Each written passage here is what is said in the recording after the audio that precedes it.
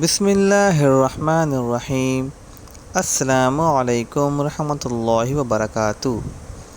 میں ہوں حکیم ارسلان محمود، اور آج ہم بات کریں گے آدھے سر کا درد یعنی مائیگرین۔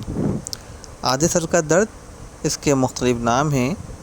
عربی میں اسے شقیقہ کہتے ہیں، انگریزی میں اسے مائیگرین کہتے ہیں، جبکہ لاطینی زبان میں اس کو ہیمیکرینیا کہتے ہیں، جبکہ عام بول چال میں اسے آدھا سیسی کا درد بھی کہتے ہیں، اور اس کا ایک نام صداع نصفی بھی ہے۔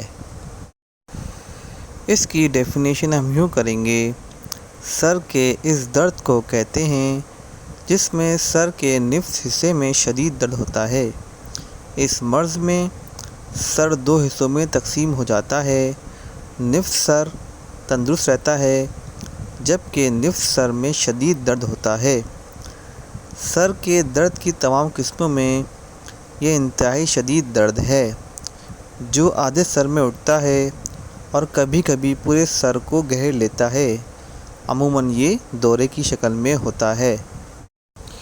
اس مرض یعنی مائیگرین کے اسباب یعنی کازز وہ یہ ہیں: ٹینشن، دماغی امراض، مسلسل بیداری یعنی جاگنا، مال نیوٹریشن یعنی تغذیے کی کمی، مزمن قبض یعنی کافی عرصے سے قبض کا ہونا، شدید گرمی، شدید سردی، ہائپر ٹینشن، کمزور کر دینے والے امراض، عام جسمانی کمزوری، خون کی کمی یعنی اینیمیا، نفسیاتی عوامل جیسے غصہ، رنج، مسلسل ناکامی، بعض ادویات کا استعمال، نزلے کا غلط علاج، نظام ہضم کی خرابی، دماغی حساسیت یعنی الرجی یا تھکان یا تیز چمک یا آنکھوں کو چکا چوندھ کر دینے والی روشنی، ٹھنڈا یخ پانی، کولڈ ڈرنک کا مسلسل استعمال۔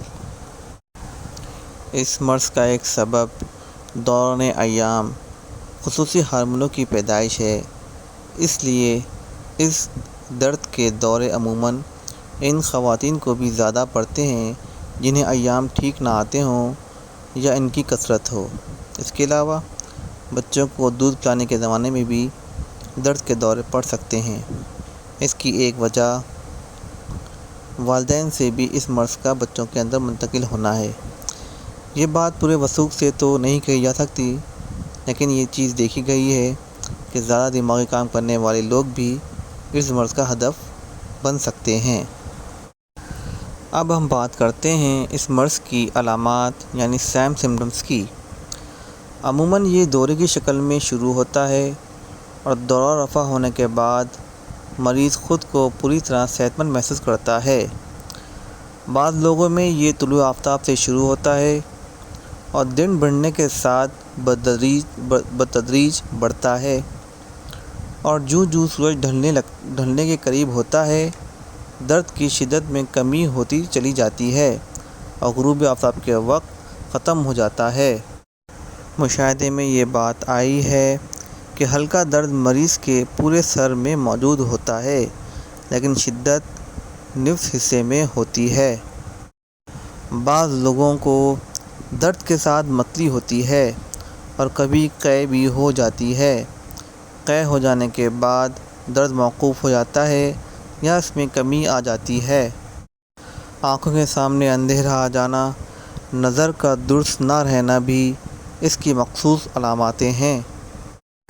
اس کے علاوہ سوچنے سمجھنے کی صلاحیت متاثر ہوتی ہے، حافظہ کمزور ہو جاتا ہے، بینائی کمزور ہو جاتی ہے۔ اگر یہ درد مزمن شکل اختیار کرے یعنی کافی دنوں سے ہو یا بار بار ہو تو دماغ اور اعصاب کمزور ہو جاتے ہیں۔ بعض لوگوں میں ایک سے زیادہ چیزیں مل کر درد کا باعث بن جاتی ہیں، مگر زیادہ تر جسمانی تھکان، جذباتی دباؤ سے اس کی شروعات ہوتی ہے۔ دورہ شروع ہونے سے قبل جو علامات عام طور پر ظاہر ہوتی ہیں، ان میں کمزوری، سستی، سر کا بھاری پن اور آنکھوں کے سامنے چنگاریاں سی اڑتی نظر آنا شامل ہیں۔ جبکہ کنپٹی اور ماتھے کی رگیں تڑپتی ہیں۔ حرکت کرنے، چھینکنے، کھانسنے سے درد کی ٹیسیں اٹھتی ہیں۔ سر چھونے سے گرم محسوس ہوتا ہے۔ آواز اور روشنی سے نفرت ہو جاتی ہے۔ درد دور ہونے کے بعد مریض کو نیند آ جاتی ہے اور سو کر اٹھنے پر وہ خود کو بہتر محسوس کرتا ہے۔ یہ درد 2-3 گھنٹے سے لے کر 24 گھنٹے تک اور بعض صورتوں میں 3 روز تک رہتا ہے۔ عمر کے لحاظ سے یہ مرض 2 برس کی عمر کے بچوں میں بھی پایا گیا ہے اور اس کی انتہا 50 برس ہے۔ اسکول جانے والے بچے بھی اس مرض میں مبتلا ہو سکتے ہیں، جس کی وجہ سے صحت خراب ہونے کے امکانات پیدا ہو جاتے ہیں۔ یہ مرض مخصوص غذا سے حساسیت کے نتیجے میں بھی ہو سکتا ہے۔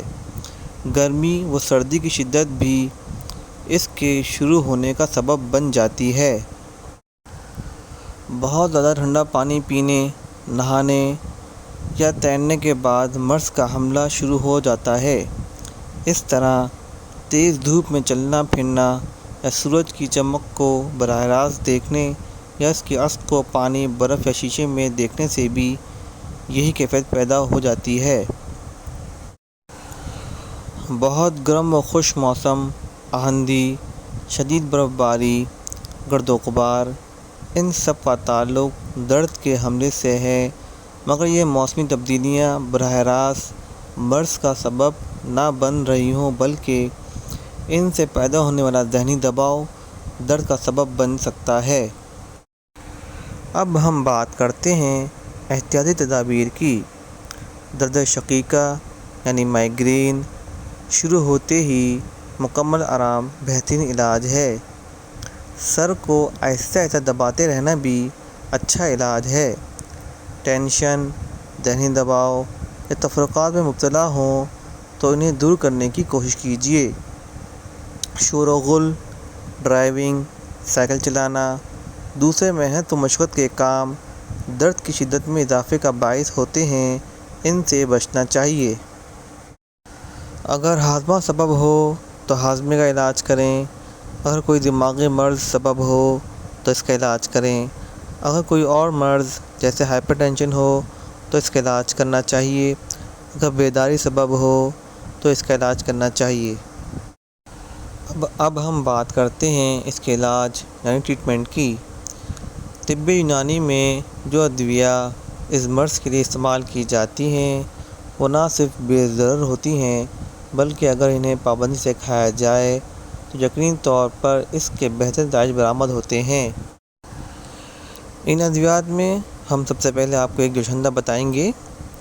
اس میں اسقدوس 5 گرام لیں، کشنیز خشک یعنی کہ دھنیا 5 گرام اور فلفل سیاہ یعنی کالی مرچ 5 دانے۔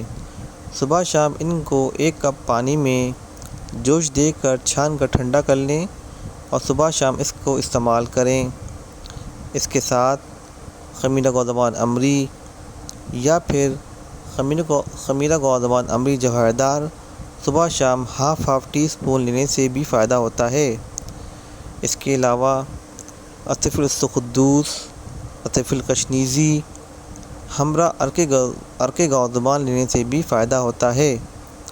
لگانے کے لیے اجوائن اور پودینے کا ایکسٹریکٹ گلیسرین میں ملا کر لگانے سے فائدہ ہوتا ہے۔ آخر میں ایک اہم بات، ہم نے آپ کے ساتھ مائیگرین کے بارے میں جو معلومات شیئر کیں یہ طبی سائنس کی دنیا میں برسوں سے جاری تحقیقات اور تجربات کا نچوڑ ہے جو ہم نے آپ کی معلومات اور شعور صحت میں اضافے کے لیے آپ سے شیئر کیا۔ خود تشخیصی یا خود تجویزی یا کسی مرض کا خود علاج کرنا مناسب نہیں۔ کسی بیماری کے لیے کون سی دوا تجویز کرنی ہے اس کا انحصار طبیب کے اوپر ہے، اس لیے معالج یا طبیب سے مشورہ کرنا بہتر ہے۔ اس کے ساتھ میں اپنا تعارف کرانا چاہوں گا۔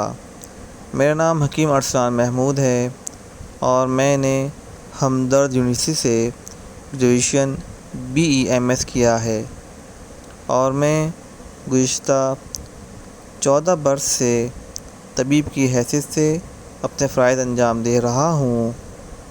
میں وزارت صحت حکومت پاکستان نیشنل کونسل فار طب سے رجسٹر ہوں۔ علاج معالجے اور مشورے کے لیے مجھ سے واٹس ایپ والے نمبر پر رابطہ کر سکتے ہیں یا اسی نمبر پر ٹائم لے کر مجھ سے ملاقات کر سکتے ہیں۔ جزاک اللہ۔